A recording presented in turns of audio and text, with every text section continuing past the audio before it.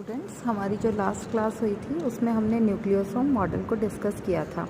और nucleosome model को जब हम डिस्कस कर रहे थे तो हमने आपको एक चीज़ बताई थी कि ये जो थ्रेड लाइक स्ट्रक्चर होती है, वो थ्रेड लाइक स्ट्रक्चर जो है वो किसकी होती है, वो क्रोमेटिन की होती है। और यहाँ पर बीडेड फॉर्म में जो प्रेजेंट रहती है, बीडेड फॉर्म स्ट्रक्चर जो होती है, वो बीडेड फॉर्म स्ट्रक्चर किसकी होती है, वो हमारी हिस्टोन प्रोटीन की होती है। और इस हिस्टोन प्रोटीन के चारों तरफ, ठीक है, 1.75 राउंड पर क्या प्रेजेंट होता है, डीएनए प्रेजेंट होता है।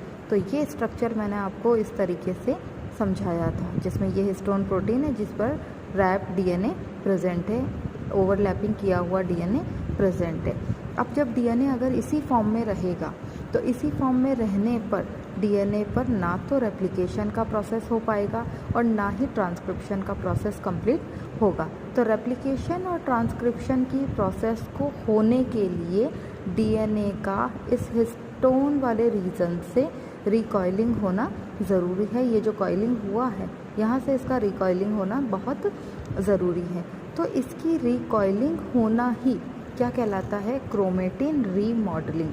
इसका मतलब है कि क्रोमेटिन रीमॉडलिंग एक्चुअल में क्या है, ये है न्यूक्लियोसोम्स का रीमॉडलिंग। न्यूक्लियोसोम्स का रीमॉडलिंग है, ना कि डीएनए का रीमॉडलिंग। डीएनए रीमॉडलिंग नहीं हो रहा है, न्यूक्लियोसोम का रीमॉडलिंग हो रहा है। और what is nucleosome? Nucleosome is a unit of histone protein and DNA, जिसका डीएनए का कितना राउंड होता है, 1.75 राउंड होता है। और उस डीएनए में कितने बेस पेयर्स प्रेजेंट होते हैं, almost 20 base pair sequence are present in those DNA.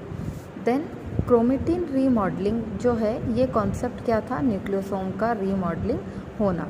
तो यहाँ पर डीएनए और हिस्टोन प्रोटीन जो हैं वो बाइंड अप होकर के किसका फॉर्मेशन करते हैं, वो न्यूक्लियोसोम को बनाते हैं। यहाँ एक चीज़ आप याद रखिएगा कि डीएनए जो होता है वो हमेशा कैसा होता है, वो नेगेटिव चार्ज के साथ में शो होता है। और जबकि हिस्टोन प्रोटीन जो है, जो कि लाइसिन और आर्जिनिन टाइप के अमीनो एसिड से बना हुआ है, ये हिस्टोन प्रोटीन जो है वो कैसा चार्ज होता है, वो पॉजिटिवली चार्ज होता है। तो यहाँ हिस्टोन प्रोटीन पॉजिटिवली चार्ज है और डीएनए नेगेटिव चार्ज है, इसीलिए इन दोनों की एक्टिविटी आपस में कंपाइलिंग की हो सकती है, या आपस में बंधे हुए रह सकते हैं। अगर ये इस तरीके से बंधे हुए रहेंगे तो यहाँ पर ट्रांसक्रिप्शन की प्रोसेस को कंप्लीट कराना पॉसिबल नहीं है, इसलिए इनका रीमॉडलिंग होना ज़रूरी है। डीएनए पर जो नेगेटिव चार्ज होता है, वो नेगेटिव चार्ज किसके कारण होता है, वो होता है फॉस्फेट ग्रुप के कारण। डीएनए पर जो फॉस्फेट ग्रुप प्रेजेंट होता है उसके कारण यहाँ पर कौन सा चार्ज होता है, नेगेटिव चार्ज होता है।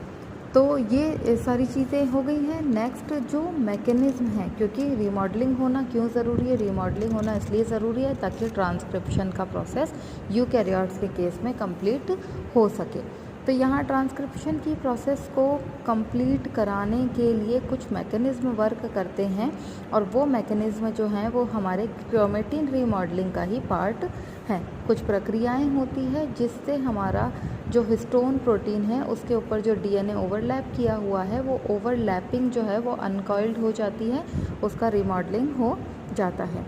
फर्स्ट मैकेनिज़्म है, first one is sliding mechanism या sliding process. Second mechanism is transfer mechanism and third mechanism are flipping mechanism. देखिए, हम वन बाय वन हर मैकेनिज़्म को समझ रहे हैं। फर्स्ट है sliding mechanism. What is sliding mechanism? This is a octamer. ये ऑक्टामेयर है किसका, जो हमारा हिस्टोन प्रोटीन और डीएनए है उसका ये ऑक्टामेयर है, जिस पर ये जो डीएनए रैप किया हुआ है, ये रैपिंग कितना है, 1.75 राउंड्स का है, मतलब 1.25 टर्न जो है ये डीएनए रैप किया हुआ है। यहाँ पर कुछ पर्टिकुलर साइट्स प्रेजेंट होती है, डीएनए है तो उस पर कुछ साइट्स प्रेजेंट होगी, और साइट्स पर क्या होगा, न्यूक्लियोटाइड्स का सीक्वेंस प्रेजेंट होगा।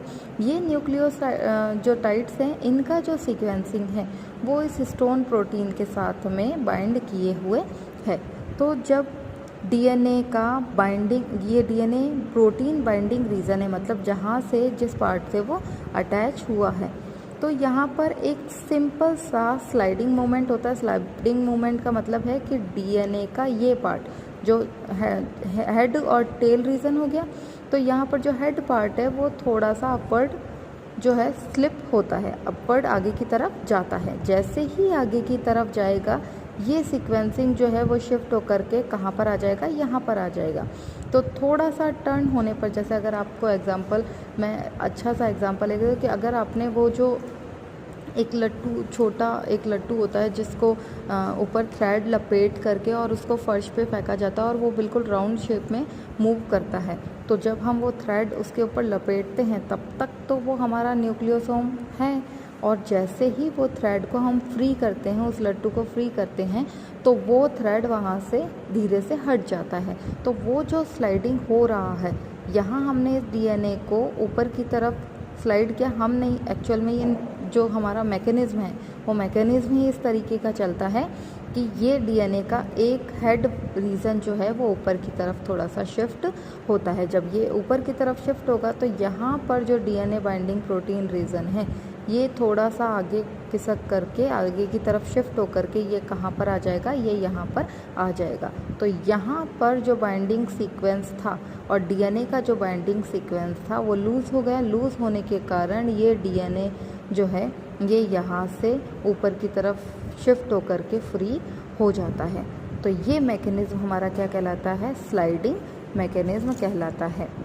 देन नेक्स्ट है हमारा ट्रांसफ़र मैकेनिज़्म। ट्रांसफ़र मैकेनिज़्म में क्या होता है, ये ब्लू कलर में जो आपको दिख रहा है ये है हमारा हिस्टोन प्रोटीन पार्ट। ये हिस्टोन प्रोटीन पार्ट जो है इसके ऊपर क्या है, डीएनए रैप किया हुआ है, और ये डीएनए पर भी DNA binding protein sites present होंगी जो कि इसे एक कॉम्प्लेक्स फॉर्म में बनाए रखती है। तो ये तो है हमारा डीएनए 1, और ये सेम बेस पेयर सीक्वेंस का, सेम न्यूक्लियोटाइड सीक्वेंस का हमारे पास में अदर डीएनए है, जिसे हमने क्या कहा है, डीएनए 2। तो ये मैकेनिज़्म जब ट्रांसफ़र मैकेनिज़्म होने वाला होता है तो ये डीएनए वाला पार्ट, अब ऐसा नहीं कि अचानक से ये आ गया। देखिए ये जो न्यूक्लियोसोम मॉडल है, यहाँ इस न्यूक्लियोसोम मॉडल में जिस तरीके से स्लाइडिंग हुआ है, यहाँ से यहाँ शिफ्ट हुआ, देन ये यहाँ पर अनकॉइल्ड हो गया, लिंकर डीएनए से बीच में से ब्रेक डाउन हो गया और ये फ्री हो गया। उसी तरीके से डीएनए का एक पार्ट जो यहाँ पर प्रेजेंट है वो पार्ट क्या करता है, यहाँ पर जो सीक्वेंस है और यहाँ पर जो सीक्वेंस है वो सेम सीक्वेंस यहाँ पर प्रेजेंट होगा, तो इस पोजीशन पर ये डीएनए आकर के क्या हो जाएगा, रैप हो जाएगा। तो डीएनए ए का रिप्लेसमेंट हो जाता है डीएनए 2 से। क्यों? क्योंकि यहाँ पर जो बेस पेयर सीक्वेंस प्रेजेंट है, न्यूक्लियोटाइड सीक्वेंस यहाँ पर प्रेजेंट है, वही सीक्वेंस यहाँ पर प्रेजेंट होगा। तो ये जैसे ही फ्री होता है स्लाइडिंग के थ्रू हो जाता है, और ये वाला डीएनए जो है वो आकर के इस पर रैप हो जाएगा।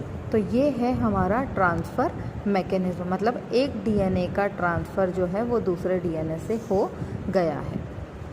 नेक्स्ट है हमारा flipping mechanism. What is flipping mechanism? Flipping mechanism का मतलब होता है फ्लिप करना या पलटना, ठीक है। तो फ्लिपिंग मैकेनिज़्म में क्या होता है, ये हमारा हिस्टोन का ऑक्टामेयर है जिस पर डीएनए रैप किया हुआ है। यहाँ पर जो सीक्वेंस प्रेजेंट है वो सीक्वेंस क्या है, इस हिस्टोन प्रोटीन के साथ तो बाइंड अप किए हुए है, लेकिन इसको अनबाइंडिंग होने के लिए यहाँ पर इस सीक्वेंस का ब्रेकडाउन होना बहुत ज़रूरी है। तो यहाँ पर जो सीक्वेंस होता है वो एक्चुअल में ये AT रिच रीजन होता है। AT रिच रीजन क्या होता है? AT रिच का मतलब होता है, AT रिच में A डबल बॉन्ड T, क्योंकि हमने डीएनए का जब हमने सीक्वेंसिंग पढ़ा होगा जो डबल हेलिक्स प्रेजेंट होते हैं, तो A T C और G, तो इसका complementary sequence T A G और C। A और T के बीच में जो होते हैं वो डबल बॉन्ड होते हैं, और C और G के बीच में जो होते हैं वो ट्रिपल बॉन्ड होते हैं। तो triple bond is more complex bond compare to A and T bonds. तो यहाँ पर क्या होता है, AT रिच रीजन होता है, क्योंकि यहाँ पर डबल बॉन्ड है तो ये बॉन्ड्स यहाँ से ब्रेक डाउन हो जाएगा और ये सीक्वेंस फ्लिप होकर के, जैसे टर्न होकर के ये सीक्वेंस यहाँ पर आ जाएगा।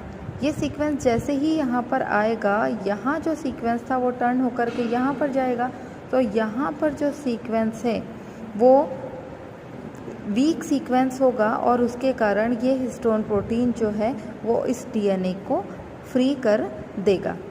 तो ए और टी क्योंकि हमारे वीक बॉन्ड्स हैं कंपैरेटिवली सी एंड जी के, यहाँ ट्रिपल बॉन्ड प्रेजेंट है या डबल बॉन्ड प्रेजेंट है, तो डबल बॉन्ड की प्रेजेंस होने के कारण इस बॉन्ड को ब्रेक डाउन करना थोड़ा सा इजी होता है। तो यहाँ पर जैसे ही एटी रिच होता है, ठीक है, वहाँ पर डबल बॉन्ड ब्रेक डाउन हो जाते हैं और ये डीएनए फ्लिप कर जाता है, ये पलट जाता है। तो ये पलटने पर एटी सीक्वेंस बाहर की तरफ आ गया और उसके अपोजिट सीक्वेंस यहाँ पर जाता है। तो जो हिस्टोन प्रोटीन से बाइंडिंग साइट्स थी वो और इस डीएनए का बाइंडिंग साइट्स जो होगा वो मिसमैच हो जाता है और मिसमैच होने के कारण ये डीएनए जो है ये फ्री हो जाता है। तो ये थे हमारे किसके, ये था हमारा क्रोमेटिन रीमॉडलिंग का mechanism, sliding mechanism, transfer mechanism और फ्लिपिंग मैकेनिज्म।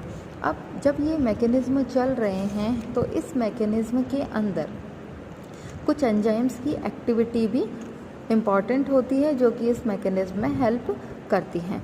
देखिए हिस्टोन जो होता है वो अभी हमने आपको बताया कि वो कैसा चार्ज होता है, वो पॉजिटिवली चार्ज होता है। और हिस्टोन प्रोटीन किससे मिलकर के बना होता है, लाइसिन और आर्जिनिन टाइप के अमीनो एसिड से मिलकर के ये बना हुआ होता है। तो यहाँ पर जो हिस्टोन प्रोटीन है उस पर जो लाइसिन ग्रुप प्रेजेंट होता है, जो लाइसिन अमीनो एसिड्स हैं, ये एक एंजाइम के साथ में एंजाइम की प्रेजेंस में ये एक्टिविटी करते हैं और एसिटाइल ग्रुप के साथ जाकर के अटैच हो जाते हैं। जैसे ही ये हिस्टोन प्रोटीन एसिटाइल ग्रुप के साथ जाकर के अटैच होता है, डीएनए का अनबाइंडिंग हो जाता है।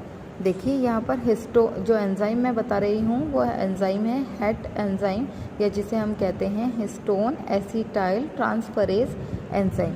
ये हिस्टोन प्रोटीन का लाइसिन टाइप का अमीनो एसिड्स है जिस पर जो कि पॉजिटिवली चार्ज है।